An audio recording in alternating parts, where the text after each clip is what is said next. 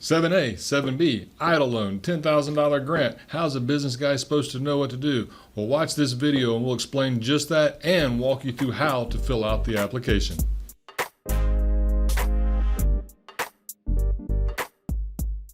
Okay. All right, everybody. So I didn't do this last time, so I'm going to do it this time because this is going on the internet. My name is Doug Burson. I'm a CPA. I own the Paget Business Services and Lease Summit, which is a CPA firm for individuals and small business. I've been in practice now. Had to update my little slide for, I guess it's been 20 years now. So time flies, and here we are. I do want to start this off with a disclaimer, because with the small business area for this webinar, things are changing daily and actually hourly. I mean, I got updates just a little bit over an hour ago on the 7A program. I'll try to talk high level about that, but I think I'm gonna have to do another, I'll just do a recording for you guys probably for that tomorrow, and bring you up to date on that, because information is now coming out on how that's gonna work. So that's good news. This is gonna happen pretty quickly now, and I'll be able to get information out to you really rapidly. I've got a webinar with the SBA Thursday morning that's going to cover their interpretation of everything, and that's gonna be coming straight from them instead of some Yahoo on TV who just saying what he thinks. So that, I think, is gonna be really good information, very helpful for everyone. And it's looking like they've really streamlined the process. So at the beginning of this webinar, we're gonna cover the boring stuff, the stuff a lot of us know, but I just kind of want to cover it all. And then towards the last half, we're going to cover the differences in 7A, 7B, what's an idle loan, how do I apply for it, what does it mean, and we're actually going to walk through the 7B loan application if time allows to show you guys how to do it. And then I'll try to walk through the 7A loan application once I have for sure what that application is going to look like, which should happen in the next day or two, to try to help you guys out as much as I can. So this is based on what I know today, the latest and greatest. It may change, so I just want to put that caveat in there. All right. So as we all know, I'll cover this stuff pretty quick, but the deadline has been moved to July 15th for taxpayers, individuals, corporations, non-corporate filers. So that part is true. You don't have to file an extension, and they have now said that the IRAs are extended, the HSAs, so we don't have to worry about extending to make sure that we secure the ability to do the SEP IRAs. That was a concern I've had. They've now addressed that, so we're good there. But I don't want you guys to think that the extension goes all the way to October 15th. If we get to July 15th and you're still not ready, and some of you won't be for various reasons, we will need to file an extension to get you out to September 15th if you're an entity, and October 15th if you're an individual. So don't think that part has been done away with. We have to deal with that. So that covers that. One of the weird things they did, I covered this in the last one, but a lot of you guys weren't there. A lot of you probably are doing estimated tax payments for your personal tax return. The second quarter estimate as of now is still due on June 15, whereas your first quarter estimate is due July 15. Completely backwards, but that's the way it stands today. So first quarter, we get extended just like everything else to July 15. Second quarter is due June 15. That may change by then. For now, that's what we know. If it changes, I'll let you guys know. An employee retention credit. So the first bill they passed, a lot of you it's not going to impact, but if you have employees that aren't able to work because they've been quarantined, you are going to have to pay them a sick pay leave when normally we've been excluded from that. I don't want to spend a lot of time on that because that's not going to cover everyone, but I want you to know that that is true. There are a couple small exclusions, but that is true. But thankfully, ADP has already added a few special payroll items so we can track that. Our software is supposed to be updated, I think by this weekend, so that we can track that as well. We're just going to have to track it. You're going to have to pay at least 2/3 of their income, but we will get a credit for it. and we'll get that credit, and we can actually use it directly against our EFTPS payments on payroll. So ADP hasn't told us exactly how they're going to handle it, but as soon as we get more details, we'll let you know on that. So we will be able to delay that. And we're also going to be able to delay the payment of employer payroll taxes. We can delay them through the end of the year and have 2 years to pay that back. Now that's our FICA, that's the 6.2 and the Medicare. So the 7.65% that you pay as your portion of the payroll taxes for your employees, we can now hold off on those parts and pay them the next 2 years. I just want to caution everybody, if you can, I don't know that it's real wise to get a year behind in our payroll taxes and then have to try to fight to catch up. So if your business is still doing okay, we may want to talk directly one-on-one, let us know. I just hate to see people pushing out a lot of debt that they have to then try to recover for down the road, because it seems like a great idea. So sounds nice, but you know, that's the Dave Ramsey in me saying let's be careful with that one.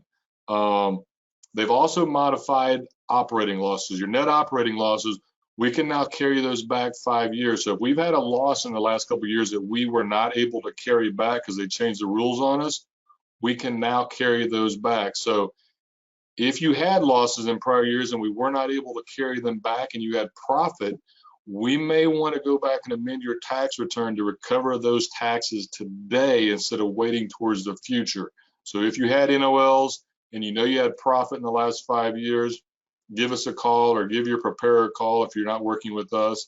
There may be an amendment that would make sense for you to recover some cash at this particular time.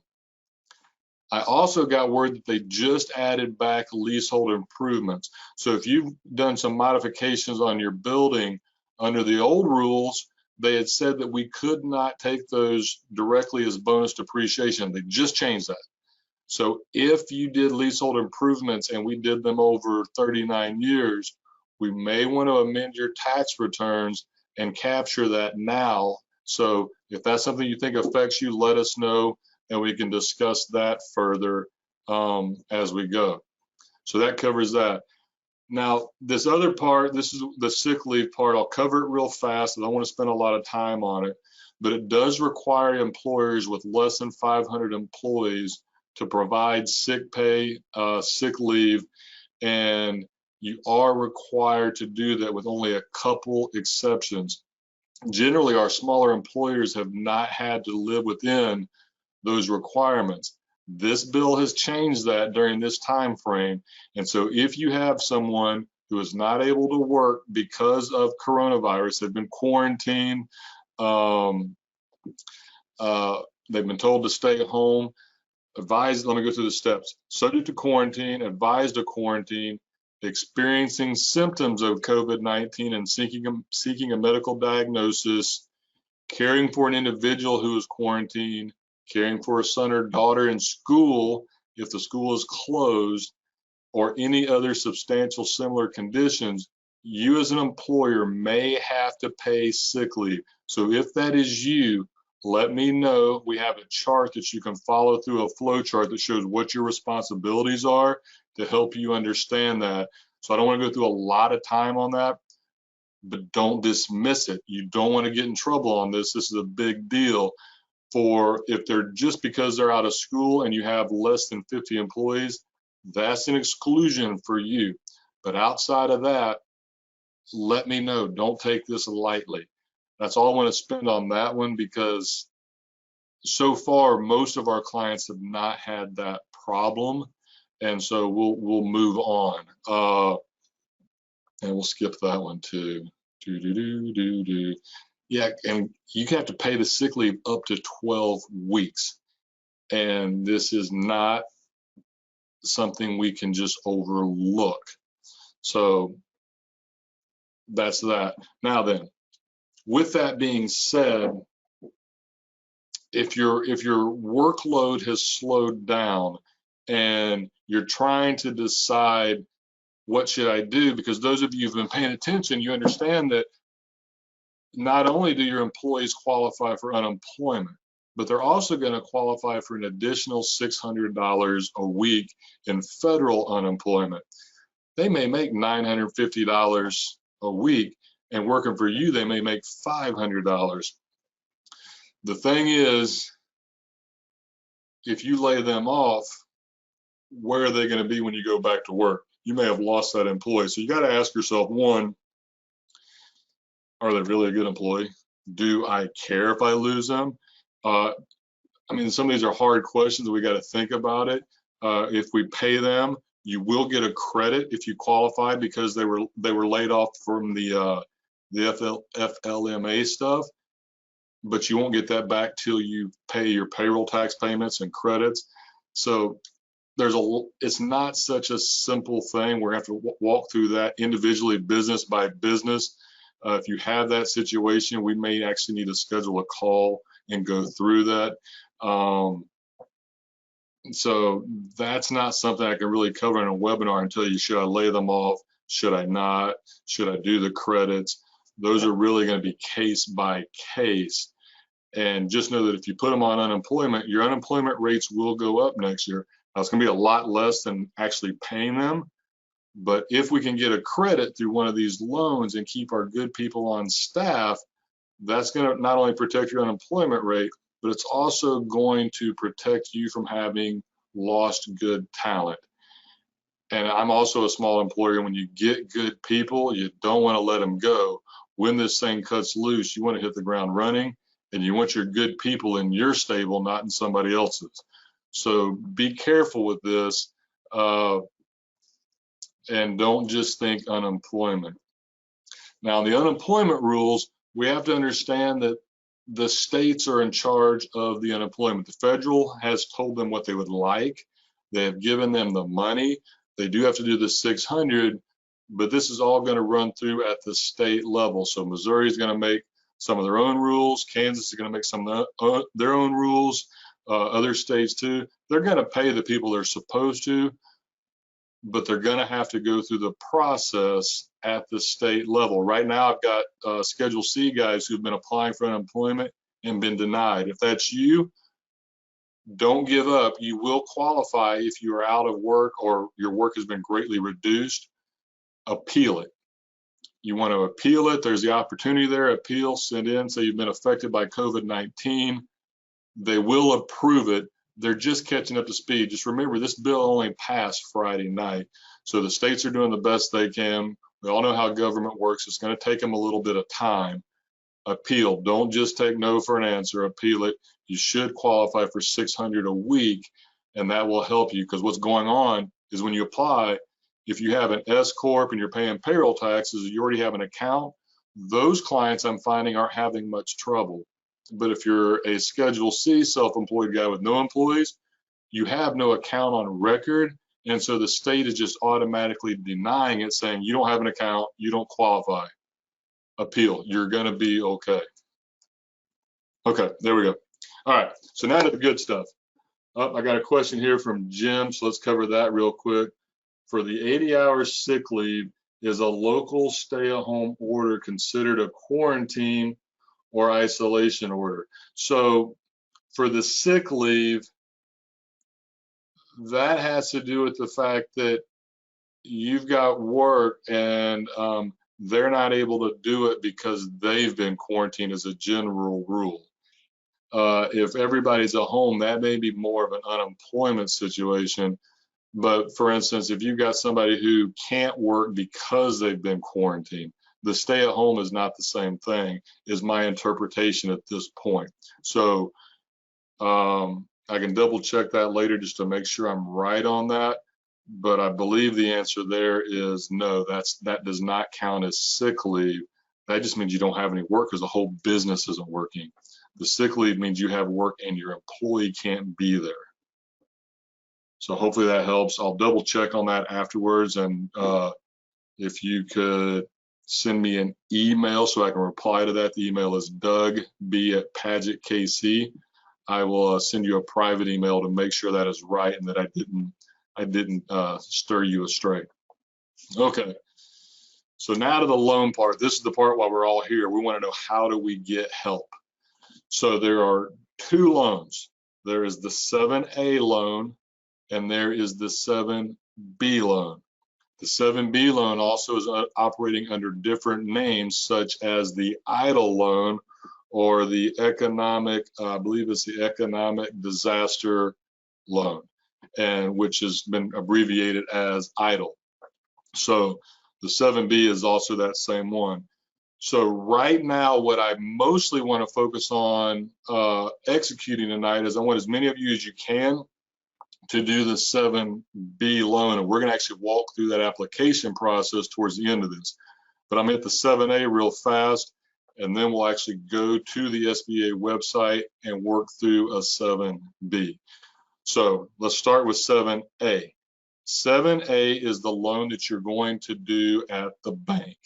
Your banker is who's going to handle this. So my first piece of advice for tonight, tomorrow, call your banker. Find out, are they participating in the 7A loan program? Not all banks are. A lot are, but I've already heard of a couple who are not. So you want to contact your banker, say, hey, are you doing the 7A loan? They may not have information other than, yes, we are. That's okay.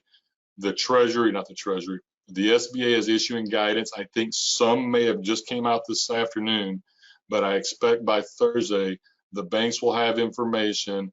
And by Friday, they're hoping to start taking applications on the 7A. I will put together more information tomorrow on how to do that application once I've actually seen the confirmed application of what it looks like. But from what I've heard, it's going to be very streamlined and much like the 7B we're going to cover later. So it is going to be simpler. It is going to be based on wage-related forms. So essentially what you're going to do is you're going to take your last 12 months average payroll, divide it by 12, and multiply times 2.5. So if your average monthly payroll is 10,000, your loan would be 30,000. That loan is specifically to help you pay your payroll. It can be used for things such as rent, utilities, mortgage, things like that. But the truth is, if you don't pay that much in payroll, you're gonna have to pay some of it back. But if you do pay that much in payroll, after 8 weeks, and we get to choose the 8-week period, is from any 8 weeks between February 15 and June 30. So as of now, we have a lot of latitude, but you're gonna have to keep good records. And if you're working with us monthly, we're gonna help you on that. We're gonna have to trace that that money actually happened and went where it was supposed to, so that the loan can be forgiven. So this could be a big help. And going back to what we talked to a minute ago with the unemployment, it's going to help you decide whether to put them on unemployment or try to find a way to keep them on the payroll so that when this thing opens up, your business is ready to hit the ground running. And I think that's the main goal for most of us, is we want to just get back to work and get our businesses operating, because we got our livelihood here. And if we're not working, you know, we know what that means. There is some language in there for sole prop. So initially it was just for those who had payroll. If you're a Schedule C with no payroll, you can look at your last 12 months self-employment. So think of the number that goes to the front page of your personal tax return. And if your net income was 50,000, divide by 12, multiply times 2.5, and that's what the loan that you will qualify is. I've seen what looks like an app, and it's going to be a very simple process initially. If you don't have good records at the end of the 8 weeks, you're going to have to pay it back. So just because we're going to get this money, it looks like pretty simple. If you don't do this right, it's going to be painful in the end. So don't take this lightly. When we're looking at our 12-month average, if you have a highly paid employee such as yourself or a manager, if they make over 100,000, we have to cap at 100,000 in our calculation, and whatever else they got does not go into calculating this loan. But we can do independent contractors. So if you have somebody who you do independent contract work with, we can actually use them for this loan too. That was added in, and that's something that's a little new. But we can use the money once we receive it for contractors, rent, utilities, mortgage interest, dead interest that existed before the bill went into effect. But once this is all over, we're going to have paperwork showing that we actually paid those expenses. And we also are going to have to make sure that you keep roughly the same number of employees. They've got a term in there called full-time equivalents. So what that really means is, if you got 10 employees, you can't cut 8 of them and give yourself a big bonus during that period and think that's going to work. You've got to keep roughly the same number of employees employed, or else you're going to have to pay the loan back. It will be at a favorable rate of interest. They're saying 4% over 10 years, but I would rather just have it forgiven and have my workforce all ready to rock. So that's the way I'm thinking about this. And there is also some new news as far as being able to apply for both. A week ago, we were under the impression you could only apply for 7A or 7B. Now you can do both, but we can't double dip. So if we're getting the paycheck protection, which is a 7A, we can't use the 7B to pay the payroll expenses too. So you can only have one for this and the 7B for the other. And the 7A, remember the 7A you do through your bank. To be eligible, you have to have less than 500 employees. That's pretty much everybody we work with, so that's not really an issue. As far as requirements, it's looking like it's going to be pretty simple, and I'll cover all of that later, so I'm not going to get bogged down in that. But you do have to have been in business before February 15th. So I know some guys, they just started the business in January and they're worried. As long as you were in business before February 15th, there's going to be a modified calculation and you are going to qualify to get help. But if you started, it looks like if you started February 16th, this bill is not going to help you. So February 15th is the key date that matters. We've already covered all that. The reason I think a lot of the banks may not want to play is the SB guarantee. They're going to guarantee it, but they're not letting the banks make the normal fees that they would. So I think most banks are going to play, but they have the option to not. I already know some aren't. So like I said earlier, contact your bank tomorrow, get on their list. You want to be at the front of this to make sure your company gets the aid and the help. Don't fart around on this. Now they say we have till June 30th, but there's a limited amount of money and I don't know what's going to happen when we get to the end of it. I assume that's first come, first serve, and I've heard things like that.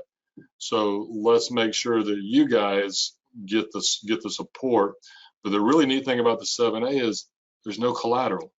You are not personally guaranteeing the money, so let's do this. If your business unfortunately doesn't make it, there's no guarantee. You're not on the hook as long as you're on the up and up and you've done what you're supposed to. I'm not talking fraud here, but we want to make sure we're doing the right thing.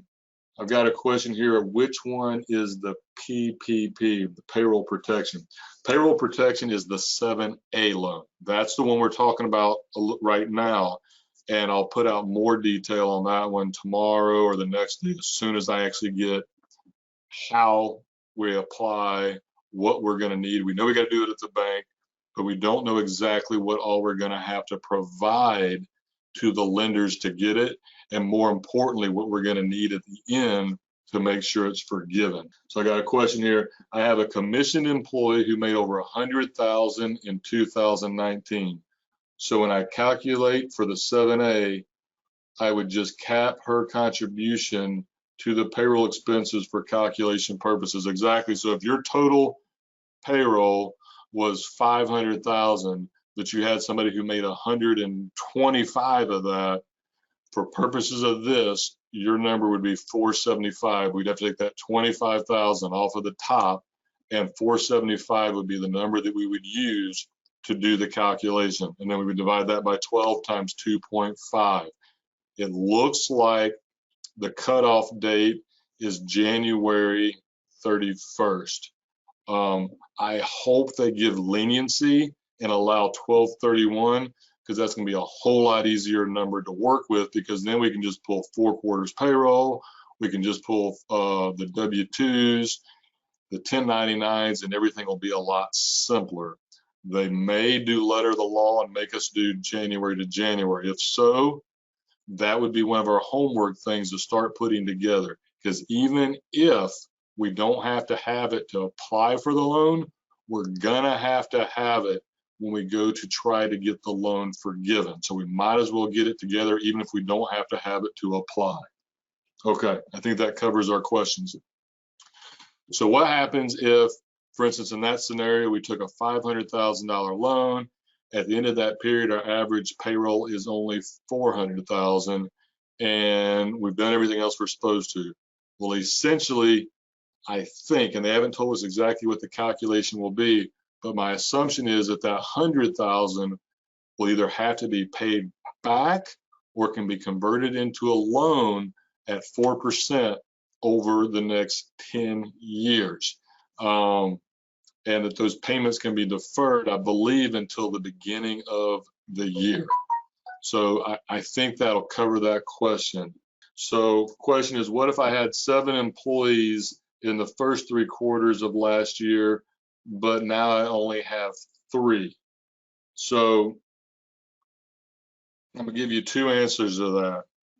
My understanding at this point is you're gonna take your 12-month average and use that to calculate. However, if you don't want a loan at the end of this and you don't want to have to pay it back, I would modify your calculation based on what you think your payroll will be. Because if you do it based on last year, you'll get the loan, but then when we go to show how the money was used, we're going to have to pay a large proportion of that back.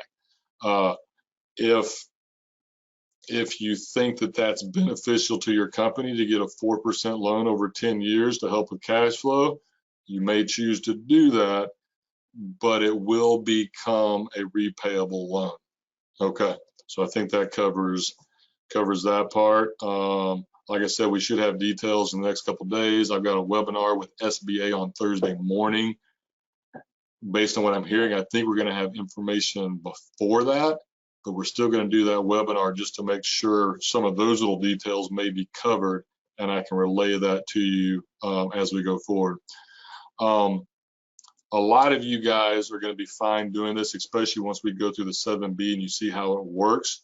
You're not going to necessarily need my help. Those of you who do, I've already done one of these 7B loans with a couple of my staff members. They will be able to help support you through this and do the loan applications for you.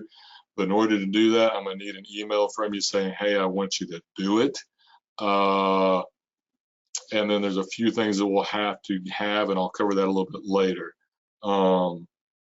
We've already covered all that. The records are going to be critical for forgiveness.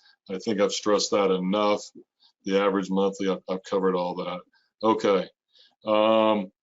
What constitutes evidence?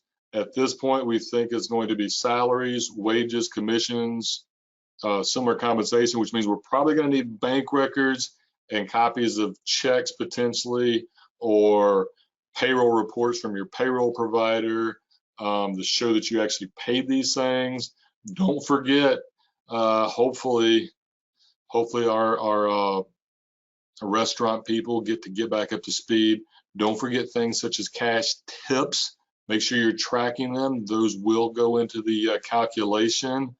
Things such as vacation pay, medical and sick leave pay that you may not have thought about, those will go into it. Healthcare, what you're paying on the retirement benefits, those will go into the calculation. So we want to make sure that we have good records to make sure that you're getting these loans forgiven. You guys should watch the one online after I edit out all my uhs and ahs and things that we don't need to talk about twice. It's a lot smoother than this one. Okay, so now I want to talk about 7B. Let's see, I got 2 questions before we get into the 7B. What if I had payroll in 19 but don't in 20? Payroll in 19 and don't in 20. It kind of goes back to that other question. if you don't have payroll and we do a loan based on payroll, our understanding is you're going to have to pay it back or convert it to a loan at 4%. If you know you don't have payroll, I would be concerned about ethics there, that we know that we're taking it, and I'm just going to caution to be careful with that. Would a separate bank account be prudent? I don't know if we need to go that far, but they have told us they're going to let us use whatever 8-week period we want. What's going to be prudent is record keeping, writing checks. Don't pay people cash. Run everything through the bank account, and then do your books like you know we're all supposed to. That's going to be what's really important. Payroll records, bank records, that's going to be the big key. How can I see slides? I haven't decided whether I want to share them, because a lot of this is my interpretation of my notes, so I don't know that they would they would do you a lot of good. So I'm not sure that would help.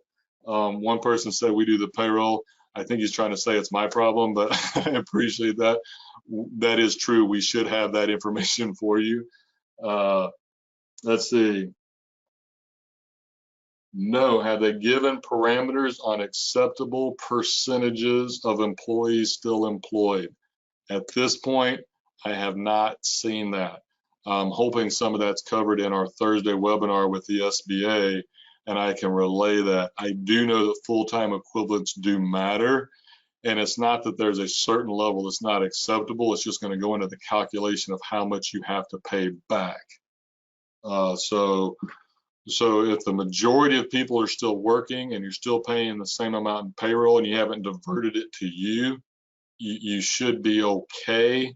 Some of that, we're kind of waiting on guidance until SBA goes through and gives us the guidance. And I think what we're really going to get,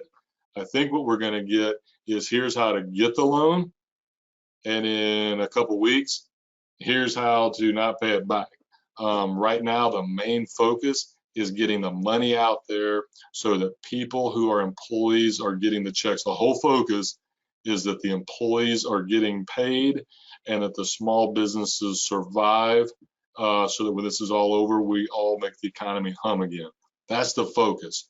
Some of the details, I'll get them to you as soon as I have them. Someone asked if there's a detailed requirement list for both loans. No. The SBA is still interpreting the bill. So right now that is a no, but we are supposed to have guidance, and they've told us this. We're supposed to have answers by the end of this week. So some of what I'm telling you is just preemptive based on a lot of years of experience and reading things and bills, and we're blessed with Padgett to have some people who are working really hard behind the scenes that are talking with the IRS and giving us information that is very helpful for you guys. So I do want to thank them, and I do want to thank a lot of the other people that work. I've got some other accountants around the country, some good ones here, actually right here in Lee Summit, as well as a lot of bankers who are feeding me information as fast as they get it. So some of this is still interpretive. I think most of what I'm telling you though is pretty solid. That's a good question as far as the unemployment. So what they have said is, let's say you've already put your people on unemployment because your work is low. Once these loans go into play, we are allowed to reinstate, bring our people back and put them back on payroll, and it will still be okay. We won't be punished. We'll just use that 8-week period instead of maybe the 8-week period starting 2 weeks ago when we put them on unemployment.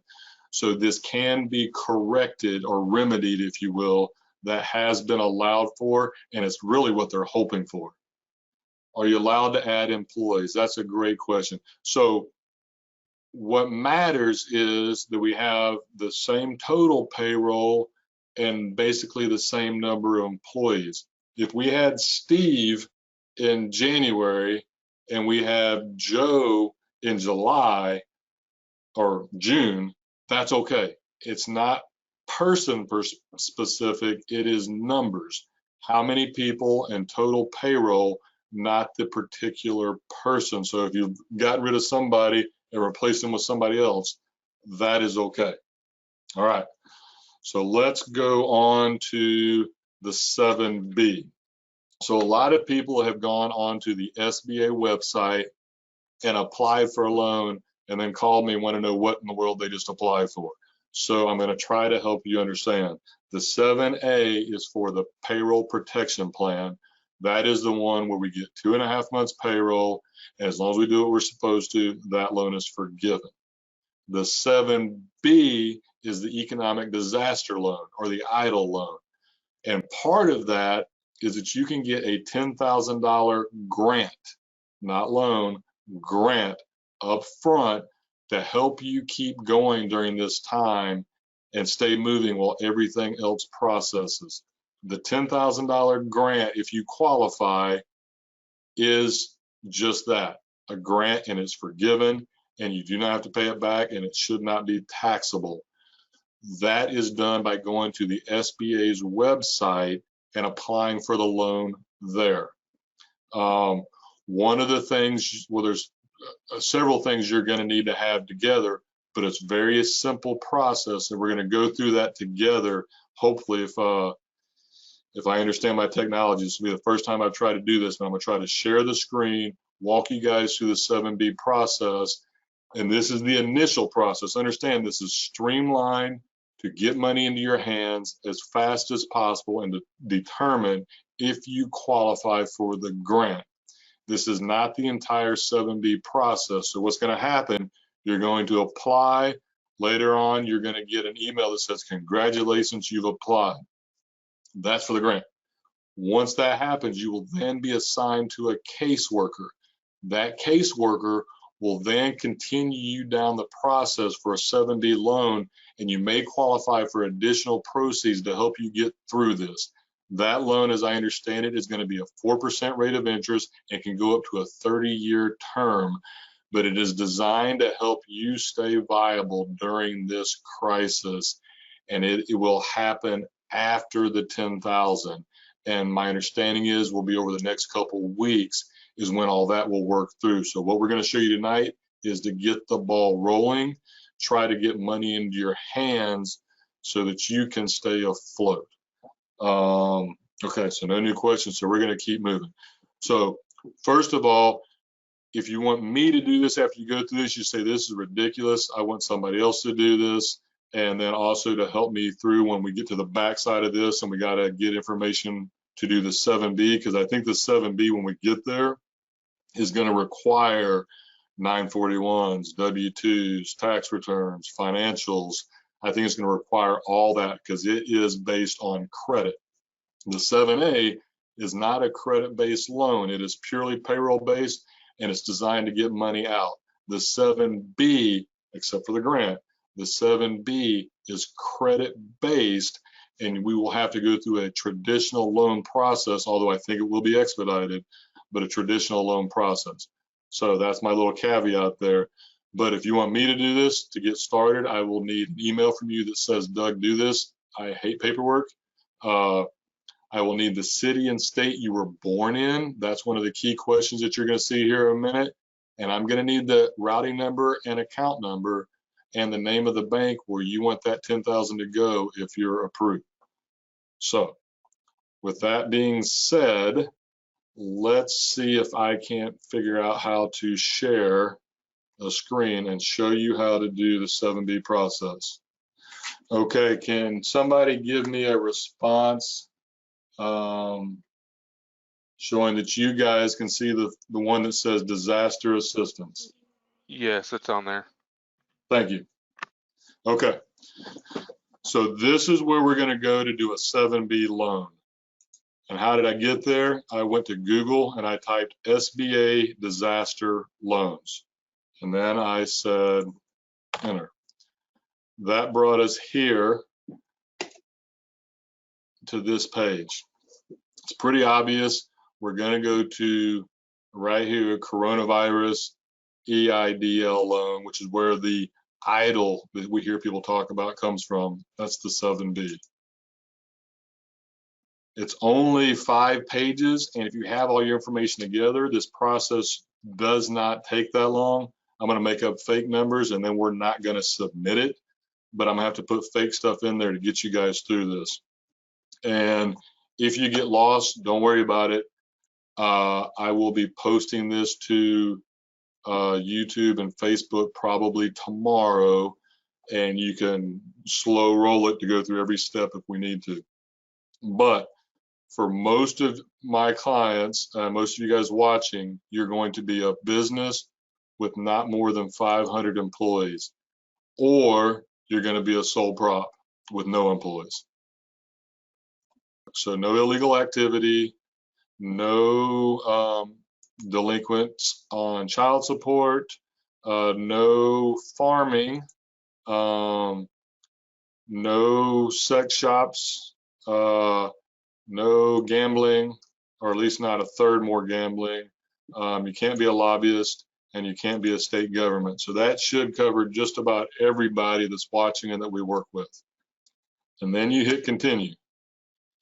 At this point, we have to put in your business name, test business, and a trade name. For most of you, it's the same thing, but some of you may be SBC Investments doing business as Dairy Queen. And so your trade name may be Dairy Queen, but for most of you, it's just going to be the same name. You have to put in your EIN or your social. I do believe you have to put your spaces in appropriately. So if you're a business, you're going to put in nope, never mind. It's just going to let you put in the numbers all together. So they should be 9. Organizational type, look at this and it'll depend on you. Most of you are going to be limited liability companies, sole proprietorships, or S corps. If not, choose the one that makes the most sense for your business, and that's it. Is the applicant a nonprofit? No. Most of you are not a franchise. This part is where you're going to have to rely on either maybe your tax return, maybe us, maybe you do your own books, but you have to put in your last 12 months revenue. So let's just say you did $500,000, take those back, and then cost of goods sold. So I actually checked with SBA on this myself yesterday, because what it has is it has cost of goods sold. Nowhere in there does it ask about the rest of your operating expenses.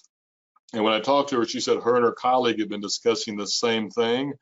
Her assumption was, like I was saying earlier, is that this is mostly designed to see if you qualify for the $10,000 grant. The rest of this stuff will be sorted out once you get assigned to a caseworker, and at that point, you're going to do the rest of the paperwork and give them the rest of the details. So for a lot of clients, you may not have any cost of goods sold, or maybe let's just say your materials, if you're a builder for the year, were $100,000. Rental properties, that's not going to apply for most of you. You're not a nonprofit. This here, it seems like that's your operating expenses, but when you get to the end of it, it's secular, social-based, or faith. That's churches, things like that. So for most of you guys, there's nothing going in there, nothing going in secular social services provided by a faith-based entity. I assume most of you, the answer is going to be blank here, because you won't have compensation as a result of a disaster. And then you're going to put in your address. So I'll just use our business address. And because I struggle, I'm going to make caps lock because I've done tax returns for so long.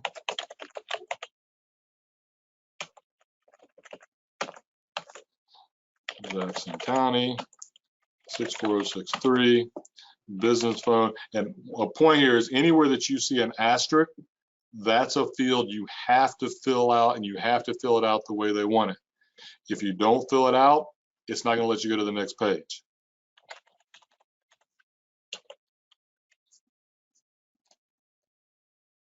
business email.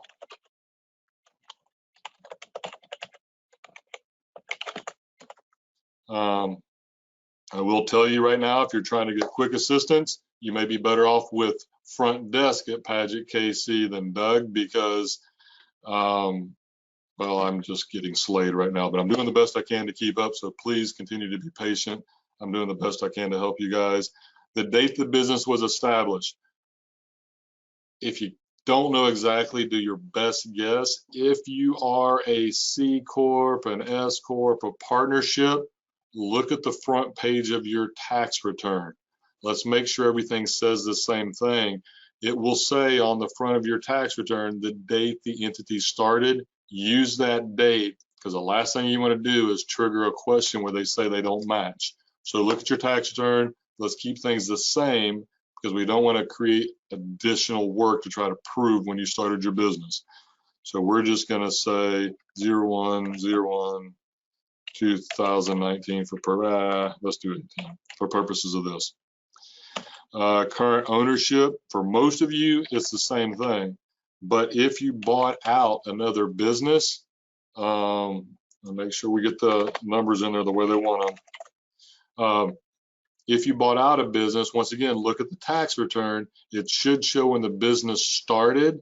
That's the first one. The second one would be when you bought the business. And then business activity. Go in here, find the one that matches you. For instance, us, I believe it was finance and then accounting. If your business, for instance, was construction, you would then come down here and say one of these. If it's not a perfect fit, that's okay. Pick the one that's closest. Don't get hung up in it's not exactly me. Let's just pick one that's closest. So we're going to say we're a house remodeler. And number of employees as of January 31st. And this is why I think the payroll records are going to be required through January 31st. Although I hope they let us do calendar, but we'll just have to wait and see. So we're going to say 8 for purposes of this. And if I got everything in right, we say next. And we did. So we're good there. So you can see we're already halfway through. This one here, is your business owned by a business entity? For most of you, that answer is no. But if you have one business, a corporation or an LLC that actually does in fact own another business, that's what this is talking about. For most of us, it's Doug Burson owns DSB Services, so it's not another business. That's what that's asking. All right, so then you just put in your name. If you're like me, put in your actual legal name so you don't end up with matching issues. Use your phone number, your title.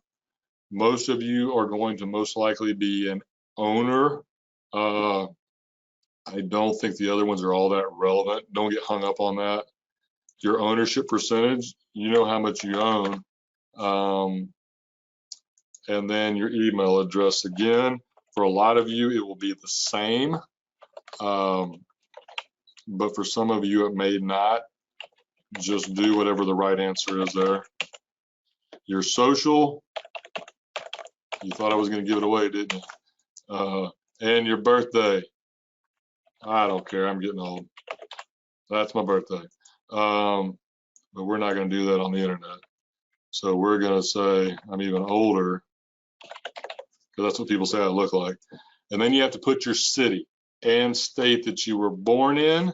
So we're going to say, for purposes of this, Lee Summit, Missouri, and you do have to be a U.S. citizen, and then your actual address. And this is your home address, not your business. But for purposes of this demo, I'm going to use the same one. Don't need any stalkers.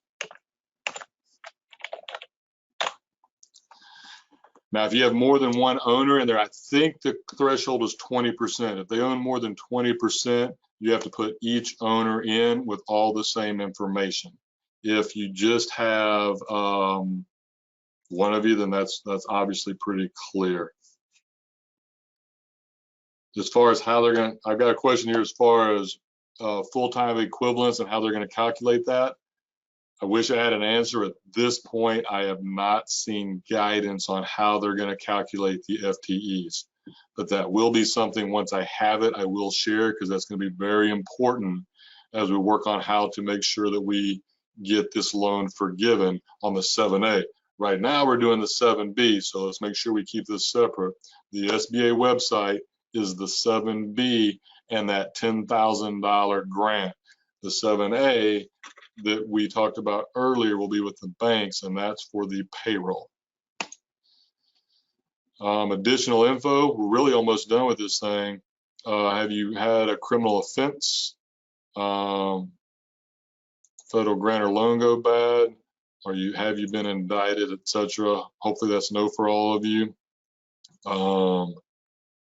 And then for most of you, you're going to skip this section. If you're paying somebody or not paying somebody, but paying somebody who you're relying on, or not paying, you're having somebody that you're relying on help you with this, then they would need to put this information in there, because then you would then say yes and give them permission to talk to the SBA on your behalf to help expedite.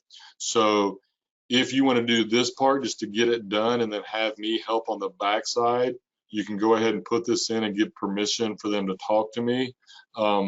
I'm okay with that. Just let me know you did it, because I'm going to need you to give me permission to talk to them on your behalf. I can't rely on somebody calling saying, hey, they want me to talk to you. So let me know you've done this. And then one of the biggest parts of this one is, excuse me, you got to check this box that you want the advance of 10 grand, and you have to tell them what bank you want it to go into. So then you just put in your, make sure you pay attention to this. It's account number first, routing number second. I'm used to doing routing number first and account number second, but it's routing number second, account number first. And a routing number is the one on the check that's between the two things that look kind of like a semicolon, and it's always 9 digits long. Routing numbers have to be 9 digits. Your account number will generally be the other number at the bottom of your checking account. If you're not sure, just check with your bank, but that's how you can get through this. So our account number and our routing number has to be 9 digits, 1, 2, 3, 4, 5, 6, 7, 8, 9.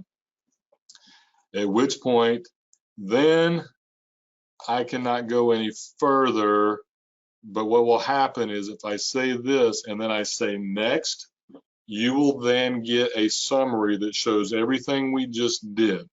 My recommendation is, if you do this yourself, review that carefully, make sure you've got everything right, and then print it so that you have a copy of what you submitted. Once you do that, from what I've seen so far, within a half hour, you're going to get something back from SBA saying, thank you for your application. It will look like this. You're going to get an email back that says how much they love you and how much they want to give you money. And they will let you know once they get through it.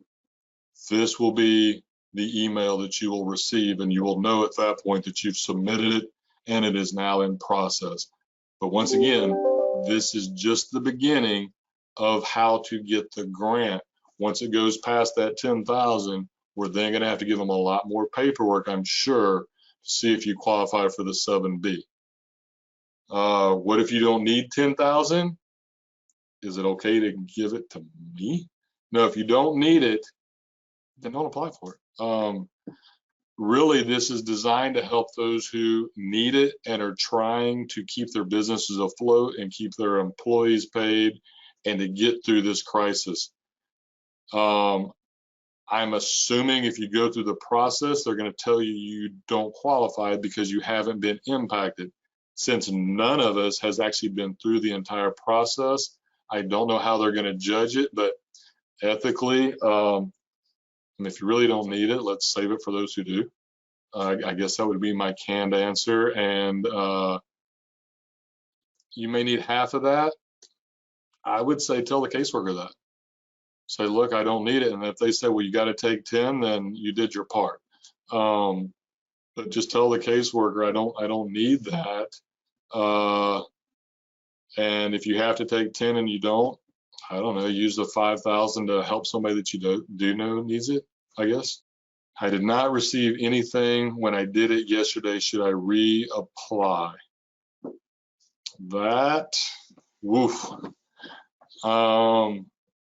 If you're using all the same ID numbers, and you know you got your email address in right, first, especially if it's Gmail, check your trash box. Gmail spam filters a lot, especially when it's of a financial nature. They're trying to protect you, but they block a lot. We experience that a lot in our business. So check your trash first. And then if there's nothing there, there's really no way to communicate with them. I would say, I guess, go ahead and reapply. The worst thing that'll happen is you'll get 2 people call and you'll say, hey, I've already got somebody working on this, please purge it. Last week, we did some with some people and got it in before their site crashed. When I went in there yesterday, it specifically says, if you've already done this on the old system, in order to be eligible to get the 10,000, you have to reapply. So if you did this last week and you're trying to get in line for this $10,000 grant, you're going to have to go through this process again, because last week you had to create a user ID, a password, you had to upload 4506s, tax returns, all kinds of stuff. This is a streamlined process, a new process for the grant. You're going to have to refill it out. And that's why I think, part of why I think once we get through this, we're still going to have to get all this paperwork together to get the 7B loan, and eventually I think even to justify the 7A loan. And I believe that was all I had put together. The 7A, as soon as I have stuff that I can get follow through and feel good about, because I'm really trying not to be a part of the rumor mill. I'm trying to give you stuff that I believe that I can support and back up. Once I have solid information on the 7A, which at this point, I think most of us are going to end up doing a 7B and a 7A. I think that's what's really going to happen for most businesses. I'll get that out to you as quick as I can. As for what this slide says, if you think this is helpful, share it. I like it. It'll help us help a lot of people, because I don't care whether they're paying me or not. If we get as many businesses as we can through this, the economy is going to be stronger. You're going to do better. I'm going to do better. So, I mean, it's free. Give it away. I don't care. Let's help as many as we can. Any other questions? Hopefully it was useful, helpful. I'll give it about a minute or so, and then if nobody else has anything they want to talk about, we'll wrap it up and let you guys get back to your families. And if I stink, don't tell me. Cost of goods sold the same as income? No. So in a lot of businesses, what you'll have is your revenue. That's what you charge your clients. Think of I guess a simple example would be a contractor who's building a deck. His gross is what he charges the client. The cost of goods sold would be when he went to Home Depot and picked up a load of lumber to build that deck and the concrete. The lumber and the concrete would be his cost of goods sold. So that would be an example of cost of goods sold. The other expenses, fuel, supplies, office expenses, rent, utilities, those are operating expenses, and there's nowhere on this Streamline app for you to put that information. And I verified that, like I said earlier, with the SBA. She thinks that's going to be something we're going to get with our caseworker on after we get through phase 1 of this process. I do have somebody who shared a link to a sample app form. I saw something like that a little earlier. I do want to go through it before I share it and make sure that I'm confident. Like I said, I'm trying not to be a part of the rumor mill, but as soon as I know it's good, which I have a feeling is going to be tomorrow, I'll bring you guys up to speed. And it sounds like it was just released, so I'll bring that to you guys. And then I'll also try to share what I learned from SBA on Thursday. I think we'll get some more as far as guidelines on the back end of this. We know a lot about the front end, but what's really going to be critical after that is how do we protect ourselves on the back end to make sure that we don't get hosed and have to pay back what we really shouldn't have because we didn't do things right. So we'll keep you up to date on that. Okay. At this point, I think I'm just talking.